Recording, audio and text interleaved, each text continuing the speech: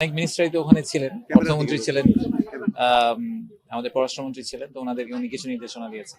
মানে সেটা আসলে মানে এই অন্তর্বর্তী সরকারের সময় থেকে এই প্রক্রিয়াটা চলছে নিউম্যানিং এর সাথে চুক্তি না, হয়েছে। এটা আসলে আপনি ভুল বলছেন। এটা এটা তার পূর্ববর্তী সরকার থেকে এই প্রক্রিয়া চলছে, এটা আচ্ছা। অন্তর্বর্তী সরকারের না। সো আগের সরকার, অন্তর্বর্তীকালীন সরকার এবং এখনকার সরকার, সো যেটা যেটাকে আমরা বলি জাতীয় স্বার্থ, জাতীয় স্বার্থের পক্ষে যেদিকে যে সিদ্ধান্তটা নেওয়া দরকার সেই রকম করে সিদ্ধান্ত নেওয়ার জন্য উনি আমাদেরকে ডিরেক্টিভ দিয়েছেন। চুক্তির পক্ষে না, সরি, আমি আবারও বলি, জি, ইন্টারিম চুক্তির পক্ষে ছিলেন বা বিপক্ষে ছিলেন ব্যাপারটা না। আমি আবারও বলছি যে যদি জাতীয় স্বার্থ রক্ষা করে কোনো ধরনের চুক্তি করা সম্ভব হয়, শুধুমাত্র সেক্ষেত্রেই আমরা চুক্তিটা করব, এরকম কথা ইন্টারিমের সময় বলা হয়েছিল।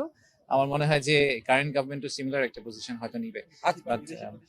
বাট এখনো আসলে এটা প্রথম দিনের মিটিং, আমার মনে হয় যে এটা নিয়ে খুব কনক্লুশন ড্র করা উচিত হবে না আপনাদের। না, উনি আজকে, আমরা ওনাকে ব্রিফ করেছি, উনি আসলে আজকে ব্রিফ আমাদেরকে করেনি, উনি শুনেছেন এবং কিছু প্রাইমারি গাইডেন্স দিয়েছেন।